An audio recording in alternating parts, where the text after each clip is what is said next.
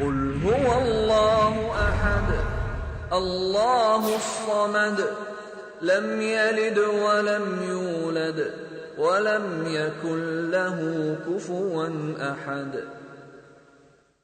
السلام علیکم ورحمۃ اللہ وبرکاتہ۔ حامدا و مصلیا اما بعد، ناظرین کرام، پیغام قرآن میں میں ایک مرتبہ پھر آپ کے سامنے حاضر ہوں۔ اعوذ باللہ من الشیطان الرجیم، بسم اللہ الرحمن الرحیم۔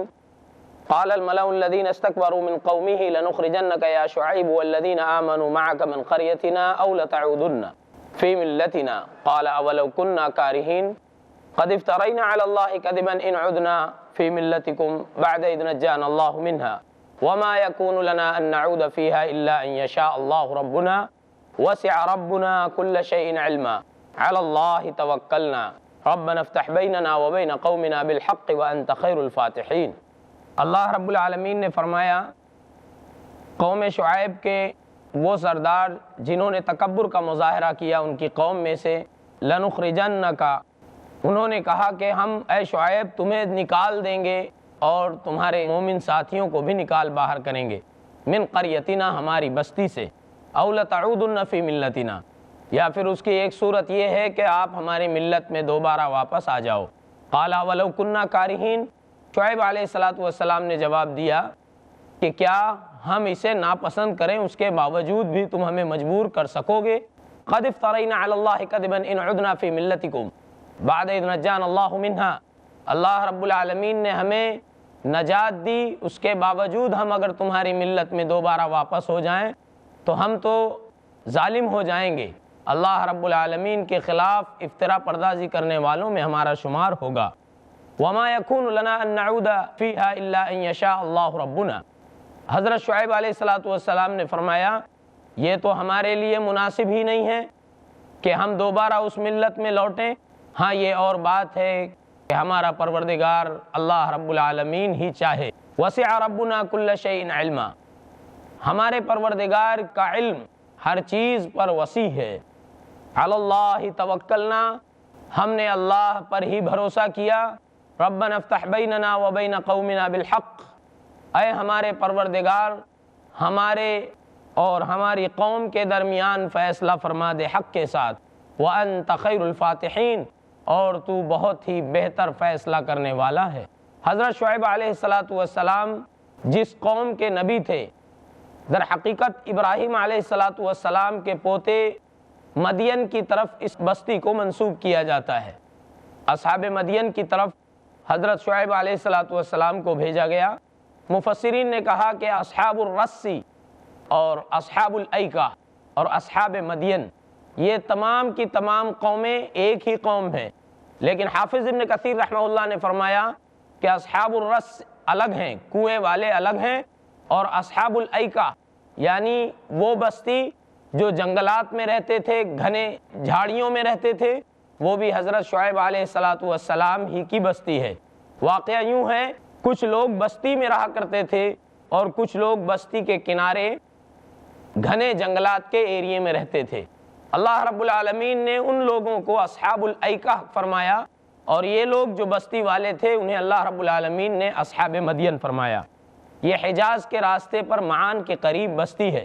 شعیب علیہ السلام نے ان سے ریکویسٹ کی، انہیں منع کیا، ایک اللہ رب العالمین کی عبادت کی تلقین کی، اور ناپ تول میں کمی کرنے سے خصوصی طور سے منع فرمایا، اور کہا کہ تم راستوں کے کنارے لوگوں کو پریشان کرنے کے لیے نہ بیٹھا کرو۔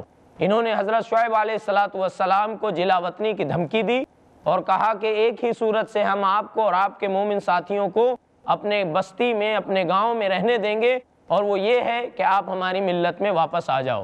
حضرت شعیب علیہ السلام نے فرمایا ایسی صورت میں ہم سے بڑا ظالم کون ہوگا، خصوصاً اس لیے کہ ہمارے پروردگار نے ہمیں تمہاری گمراہیوں سے نجات دی ہے۔ بہرحال اللہ رب العالمین نے اس پارے کی ابتدا میں حضرت شعیب علیہ السلام اور ان کی قوم کے درمیان جو مکالمہ اور مباحثہ ہوا اس کو بیان فرمایا۔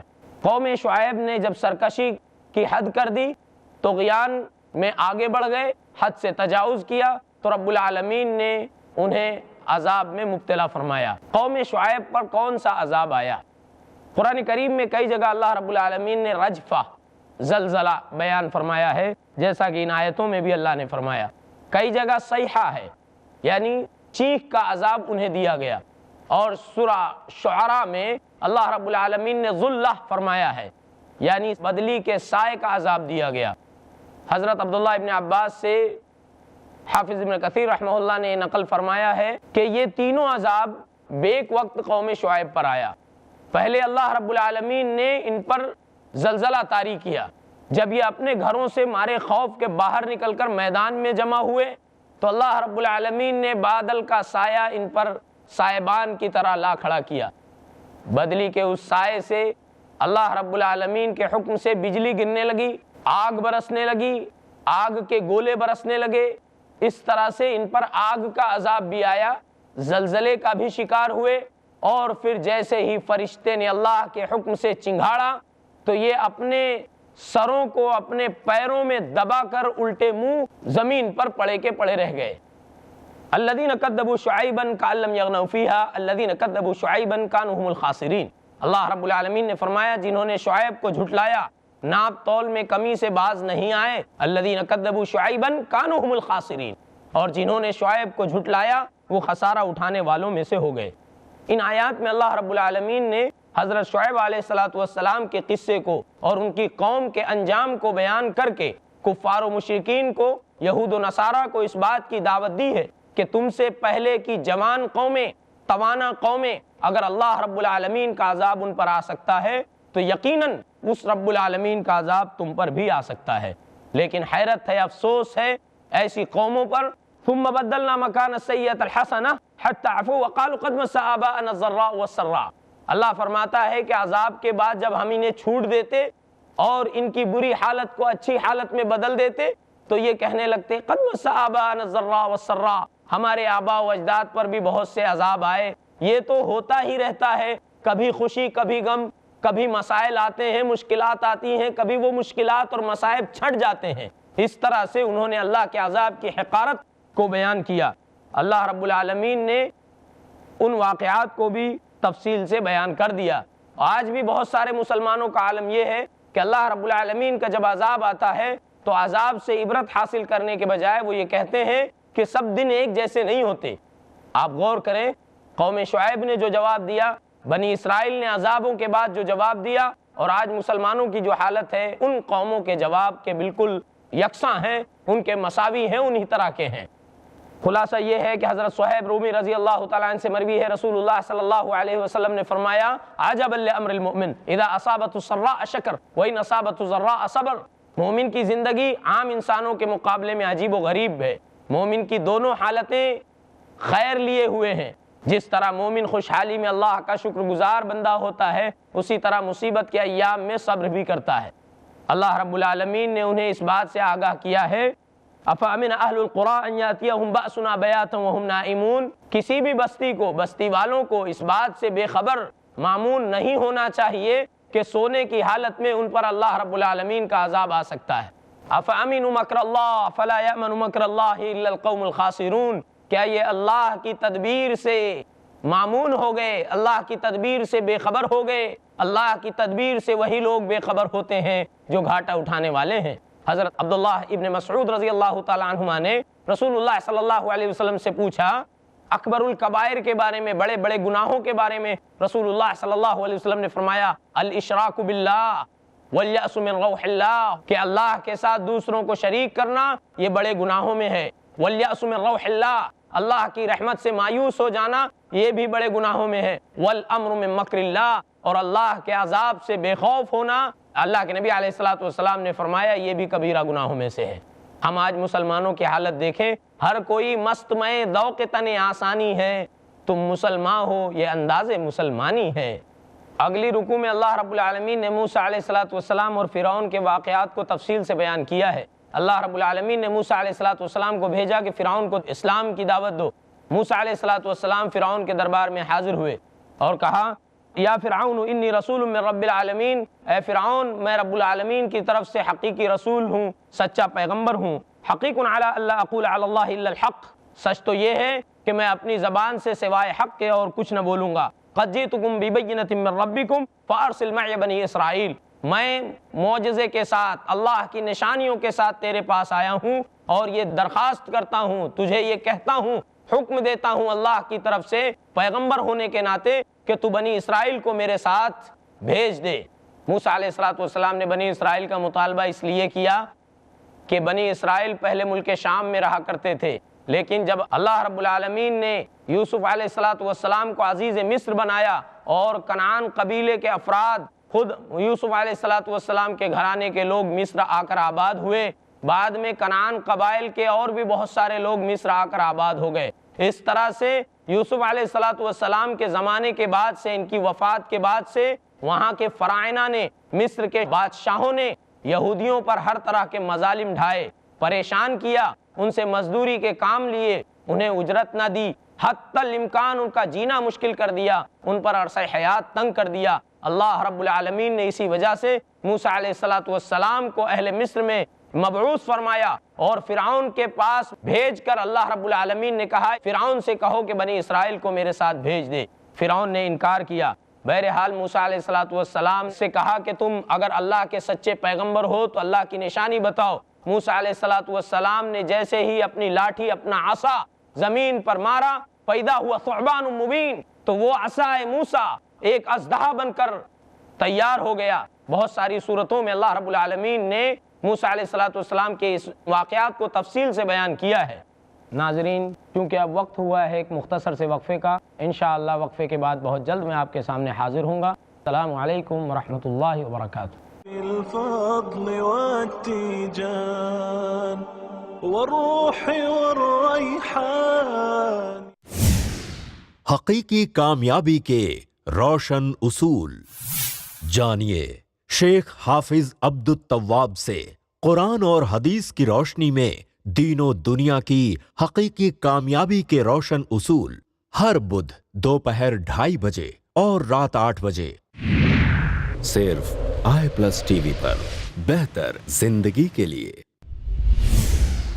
خوشگوار زندگی کے اصول جانیے شیخ رضا اللہ عبد الکریم مدنی سے آج کی ٹینشن بھری زندگی میں اپنے آپ کو خوش رکھنے کے اسلامی اصول، ہر بدھ رات 8:30 بجے صرف i+TV پر۔ بہتر زندگی کے لیے پیغام سیرت النبی جانیے شیخ شمیم فوزی سے سیرت النبی کی وہ تعلیمات جو ہر انسان کے لیے بے حد ضروری ہے، ہر پیر دوپہر 2:30 بجے اور رات 8 بجے صرف i+TV پر۔ بہتر زندگی کے لیے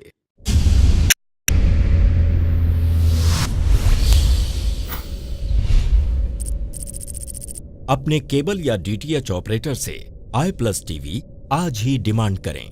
i+TV فری ٹو ایئر اور انڈین رجسٹرڈ چینل ہے۔ بالفضل والتيجان والروح والريحان۔ السلام علیکم ورحمۃ اللہ وبرکاتہ۔ ناظرین کرام، وقفے کے بعد ایک مرتبہ پھر آپ سبھی لوگوں کا استقبال ہے۔ ہماری بات چل رہی تھی کہ جادوگروں نے اپنے جادو کو پیش کیا، موسیٰ علیہ السلام کے اژدہے نے ان کے سارے سانپ کو ہضم کر لیا۔ اس طرح سے اس قدر متاثر ہوئے کہ سارے نجومی اور کاہن جو مختلف شہروں سے بلائے گئے تھے، موسیٰ علیہ السلام کے اس معجزے کو دیکھ کر حیران و پریشان ہو گئے۔ اللہ فرماتا ہے فَأُلْقِيَ السَّحَرَةُ سَاجِدِينَ، سارے کے سارے جادوگر کاہن سجدہ ریز ہو گئے۔ سجدے میں کچھ لوگوں کو یہ ڈاؤٹ اور یہ شک ہو سکتا تھا کہ فرعون کے لیے انہوں نے سجدہ کیا ہے، چنانچہ انہوں نے واضح کر دیا آمنا برب موسیٰ و ہارون، ہم موسیٰ اور ہارون کے رب پر ایمان لے آئے، تاکہ اس طرح کا کسی کو شک نہ رہ جائے کہ انہوں نے جو سجدہ کیا ہے یہ فرعون کو سجدہ ہے۔ جب فرعون نے دیکھا اور اس کے حواری مواری، اس کے مقربین نے کہا کہ آپ اس طرح سے موسیٰ کو اور موسیٰ پر ایمان لانے والوں کو چھوڑ دیں گے، تو فرعون نے کہا ہم ایسے نہیں چھوڑیں گے، ہم ان کے ہاتھ اور پیر کو کاٹ دیں گے، لَأُصَلِّبَنَّكُمْ أَجْمَعِينَ، میں ان کے ہاتھ اور پیر کو خلاف میں کاٹوں گا، جن کے دائیں ہاتھ کو کاٹوں گا ان کے بائیں پیر کو، اور جن کے بائیں ہاتھ کو کاٹوں گا ان کے دائیں پیر کو کاٹوں گا، خلاف میں ان کو کاٹ دوں گا اور ان تمام لوگوں کو سولی دے دوں گا۔ ان تمام جادوگروں نے جو موسیٰ علیہ السلام پر ایمان لا چکے تھے، انہوں نے اپنے پروردگار سے دعا کی، اے رب العالمین تو ہم پر صبر کو انڈیل دے، ہم ایمان لانے والوں میں سے ہو گئے، مسلمانوں میں سے ہو گئے۔ پھر موسیٰ علیہ السلام نے بھی انہیں صبر کی تلقین کی۔ کچھ لوگوں نے موسیٰ علیہ السلام کے مومن ساتھیوں میں سے کہا، قالوا قد اوذینا من قبل، ہمیں پہلے بھی سزا دی جاتی تھی جب آپ نہیں تھے ہمارے درمیان، تو موسیٰ علیہ السلام کی پیدائش سے پہلے بھی یہودیوں کو تکلیف دی جاتی تھی، اور موسیٰ علیہ السلام جب آ گئے تو ان مومنوں نے کہا کہ آپ کے آنے کے بعد بھی ہمیں تکلیف دی جاتی ہے۔ موسیٰ علیہ السلام نے انہیں صبر کی تلقین کی اور کہا کہ اللہ رب العالمین تمہیں زمین میں خلافت عطا فرمائے گا۔ اگلی رکوع میں ناظرین کرام اللہ رب العالمین نے فرعون اور آل فرعون پر جو عذاب نازل کیا اس کا تذکرہ فرمایا، اور اللہ نے فرمایا وَلَقَدْ أَخَذْنَا آلَ فِرْعَوْنَ بِالسِّنِينَ وَنَقْصٍ مِّنَ الثَّمَرَاتِ لَعَلَّهُمْ يَذَّكَّرُونَ، ہم نے آل فرعون پر مختلف طرح کے عذاب بھیجے، انہیں قحط سالی سے اور پھلوں کی غلہ جات کی کمی سے ان کی گرفت کی، ان کو پکڑ لیا، ان کا مواخذہ کیا۔ اور اللہ رب العالمین نے جب ان کو گرفت میں لیا تو ان کے پاس جب مصائب آتے تھے تو کہتے تھے فَإِذَا جَاءَتْهُمُ الْحَسَنَةُ قَالُوا لَنَا هَٰذِهِ وَإِن تُصِبْهُمْ سَيِّئَةٌ يَطَّيَّرُوا بِمُوسَىٰ وَمَن مَّعَهُ، کہ جب مصائب اور مشکلات آتے تھے تو کہتے تھے کہ یہ موسیٰ اور اس کے ساتھیوں کی بدشگونی ہے، ان کی نحوست سے ہمارے پاس یہ سارے مصائب آ رہے ہیں۔ لیکن جب اللہ رب العالمین انہیں فراوانی عطا کرتا تو کہتے لنا ہاذہ، یہ تو ہماری صلاحیتوں کا نتیجہ ہے۔ بہرحال وہ جب نہیں مانے تو اللہ رب العالمین نے سلسلہ وار درجہ بدرجہ ایک کے بعد ایک کئی عذاب ان پر مسلط کیا۔ سب سے پہلے رب العالمین نے ان پر طوفان کو بھیجا، فارسلنا علیہم الطوفان، اللہ فرماتا ہے۔ طوفان کے بارے میں مفسرین کی کئی رائے ہیں، صحیح بات یہ ہے کہ ان پر سیلابی کیفیت طاری ہو گئی، وہ باہر نکلتے تو بھی پانی میں ڈوب جاتے، گھروں میں آتے تو گھروں میں بھی پانی میں ڈوبے رہتے۔ اس کے بعد انہوں نے حضرت موسیٰ علیہ السلام سے ریکویسٹ کی، اے موسیٰ علیہ السلام اپنے رب سے دعا کر دیجئے یہ عذاب دور ہو جائے۔ موسیٰ علیہ السلام نے دعا کی، کچھ دنوں کے بعد پھر وہ اپنی پہلی حالت پر آ گئے، پھر سرکشی کی حالت پر آ گئے، پھر انتظام میں لگ گئے، اپنے غلہ جات کو جمع کیا، کوٹھوں میں گھروں میں جمع کر لیا، اور اس کے بعد یہ دعویٰ کرنے لگے کہ اب کوئی بھی عذاب ہمیں پریشان نہیں کر سکتا۔ جب انہوں نے چیلنج کیا اللہ رب العالمین نے پھر جوں اور گھن کا عذاب بھیج دیا۔ فارسلنا علیہم الطوفان والجراد، پہلے تو سیلاب کے بعد اللہ نے ان کی کھیتیوں کو ٹڈیوں کے ذریعے ختم کر دیا، نیست نابود کر دیا۔ جب انہوں نے اگلی مرتبہ اناج کو غلہ جات کو جمع کر کے گھروں میں رکھا تو اللہ رب العالمین نے جوں اور بعض روایتوں کے مطابق گھن کا کیڑا ان کے غلہ جات میں لگا دیا۔ گھن کا کیڑا لگانے سے ان کے سارے جمع شدہ غلہ جات ختم ہو گئے، اور جب گھن کے کیڑے نے ان کے غلہ جات کو ختم کر دیا، ان کا اناج ختم ہو گیا، پھر انہوں نے مطالبہ کیا موسیٰ اپنے پروردگار سے دعا کیجئے۔ موسیٰ علیہ السلام نے اللہ سے دعا کی، پھر وہ پرانی حالت پر آ گئے، ان کی حالت اچھی ہو گئی، پہلے سے بہتر ہو گئی، پھر اپنی سرکشی پر لوٹ آئے۔ اللہ رب العالمین نے پھر انہیں عذاب میں مبتلا کیا، اور ان کے کھانوں میں، ان کے پانی میں، ان کے گھروں میں، ان کے کوٹھوں میں ہر جگہ میڈک اللہ رب العالمین نے پیدا فرما دی، یہاں تک کہ وہ منہ کھولتے تو ان کے منہ میں میڈک چلا جاتا۔ کہاں جائیں گے؟ سڑکوں پر، گھروں میں، ہر جگہ اللہ رب العالمین نے میڈک وافر مقدار میں کر دی۔ وَالضَّفَادِعَ، ضفدع کی جمع ضفادع ہے۔ پھر انہوں نے موسیٰ علیہ السلام سے ریکویسٹ کی، پھر دعا کیا حضرت موسیٰ علیہ السلام نے، پھر عذاب ختم ہو گیا، پھر وہ اپنی سرکشی پر لوٹ آئے۔ اس طرح سے اللہ رب العالمین نے ان پر 5واں عذاب طاری کیا، اور ان کے پانی میں، پانی پینے والے پانی، استعمال والے پانی، تمام پانیوں میں خون پیدا ہو گیا، سارے پانی خون ہو گئے، وہ پانی پینا ان کے لیے مشکل ہو گیا، زندگی ان کے لیے اجیرن ہو گئی، ہر طرف سوائے خون کے انہیں کچھ نظر نہیں آتا۔ پھر موسیٰ علیہ السلام نے دعا کی اور عذاب کی یہ کیفیت جاتی رہی۔ اللہ رب العالمین نے کئی طرح کے عذاب ان پر نازل کیا۔ بہرحال اللہ رب العالمین نے فرعونیوں سے، آل فرعون سے بنی اسرائیل کو موسیٰ علیہ السلام کی قیادت میں نجات دی۔ جب یہ سمندر پار کر کے دریائے قلزم کو پار کر کے باہر نکلے تو انہوں نے دیکھا دریائے کلزم کے ایک طرف ایک بستی والے ہیں جو گائے کی اسٹیچو، گائے کی مورتی کی پوجا میں لگے ہوئے ہیں۔ یہ بنی اسرائیل جنہوں نے ابھی ابھی اللہ رب العالمین کے عذاب کا مشاہدہ کیا تھا، جنہوں نے اپنی آنکھوں سے دیکھا تھا کہ فرعون اور آل فرعون ڈوب رہے ہیں اور سمندر پار کر کے باہر آئے تھے، انہوں نے کچھ ہی وقفے کے بعد پھر مطالبہ کر دیا، اجعل لنا الہا کما لہم آلہہ۔ حضرت موسیٰ علیہ السلام سے کہا یہ لوگ جیسے عبادت کر رہے ہیں ہمارے لیے بھی ایسی کوئی مورتی اور کوئی صنم ہو جائے، ہم اس کے سامنے اپنا ماتھا ٹیکیں، اپنی حاجت روائی کے لیے اسے پکاریں۔ حضرت ابو واقد اللیثی رضی اللہ تعالیٰ عنہ نے فرمایا ہم حنین کے سفر میں تھے، اللہ کے نبی صلی اللہ علیہ وسلم سے صحابہ کرام نے کہا کہ اللہ کے نبی جیسے یہ لوگ سدرہ بیری کے درخت کے پاس بیٹھے ہیں، نیک ارادے سے بیٹھے ہیں، یہاں پر انہوں نے اپنے ہتھیار لٹکا رکھے ہیں، ہمیں بھی اگر کوئی ایسا بیری کا درخت ہو جہاں ہم اپنے ہتھیار کو لٹکائیں اور نیک ارادے سے وہاں بیٹھیں۔ تو اللہ کے نبی علیہ السلام نے فرمایا تم تو وہی سوال کر رہے ہو جو موسیٰ علیہ السلام سے بنی اسرائیل نے کیا تھا، اور بنی اسرائیل سے موسیٰ علیہ السلام نے کہا تھا انکم قوم تجہلون، تم بڑی نادان قوم ہو۔ خلاصہ یہ ہے کہ ساری قومیں جس ذات کی عبادت کرتی ہیں، جن کی بھی عبادت کرتی ہیں، وہ اپنے معبود کو اپنے سامنے دیکھنا پسند کرتی ہیں، لیکن مسلم قوم کا امتیاز ہے، مومنوں کا امتیاز ہے یؤمنون بالغیب کہ وہ بغیر دیکھے ایمان رکھتے ہیں۔ اسی وجہ سے اللہ رب العالمین نے بنی اسرائیل کے ان مطالبات کو یہاں بیان کیا، اور پھر آل فرعون نے جو جو عذاب دیے تھے ان عذاب کا بھی تذکرہ کیا، اور پھر اللہ رب العالمین نے موسیٰ علیہ السلام سے جو وعدہ لیا، کوہ طور پر 40 دن کے لیے بلایا اور تورات بنی اسرائیل کی ہدایت کے لیے دینا چاہی، تو اللہ رب العالمین نے ان 40 دنوں کا تذکرہ کیا ہے کہ پہلے ہم نے 30 دن کا حکم دیا تھا، پھر 10 ملا کر ہم نے 40 پورے کر لیے۔ موسیٰ علیہ السلام آئے اور اللہ رب العالمین سے آپ کی بات ہوئی۔ معتزلہ کہتے ہیں کہ موسیٰ علیہ السلام کی براہ راست اللہ سے بات نہیں ہوئی، بلکہ ایک بیری کے درخت کو اللہ رب العالمین نے وہ صلاحیت عطا کی کہ وہ موسیٰ سے بات کرے، لیکن یہ چیز صحیح نہیں ہے۔ اگر اللہ رب العالمین کسی کو قوت گویائی عطا کرے اور اللہ کے علاوہ کوئی دوسرا اللہ کی طرف سے نمائندگی ترجمانی کرے بات کرنے کی، تو انسان کو بھی اللہ رب العالمین ہی نے قوت گویائی عطا فرمائی ہے، تو کیا انسان جب بات کرتا ہے تو یہ اللہ کا کلام ہے؟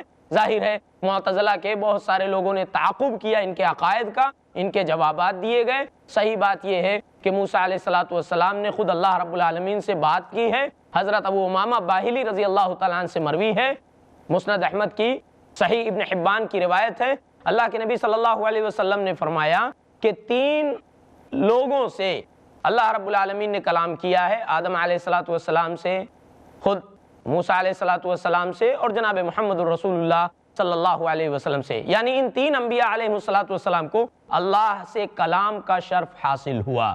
یہاں پر ناظرین کرام ایک اہم بات کی طرف میں آپ کی توجہ مبذول کرنا چاہوں گا۔ جب اللہ رب العالمین نے موسیٰ علیہ السلام کو اپنے پاس بلایا، موسیٰ علیہ السلام نے مطالبہ کیا رب ارینی انظر الیک، قال لن ترانی ولکن انظر الی الجبل فإن استقر مکانہ فسوف ترانی، کہ اے اللہ میں تجھے اپنی آنکھ سے دیکھنا چاہتا ہوں۔ اللہ نے کہا اے موسیٰ تم مجھے نہیں دیکھ سکو گے، تمہاری آنکھ میں وہ تاب نہیں ہے جو میری تجلی کو برداشت کر سکے، ہاں اس پہاڑ کی طرف دیکھو، اگر یہ پہاڑ پر میں اپنی تجلی ظاہر کرتا ہوں، یہ اپنی جگہ پر برقرار رہا تو تم مجھے دیکھ سکو گے۔ جب اللہ رب العالمین نے اپنی تجلی کا اظہار فرمایا، پہاڑ جل کر راکھ ہو گیا، موسیٰ علیہ السلام بے ہوش گر پڑے۔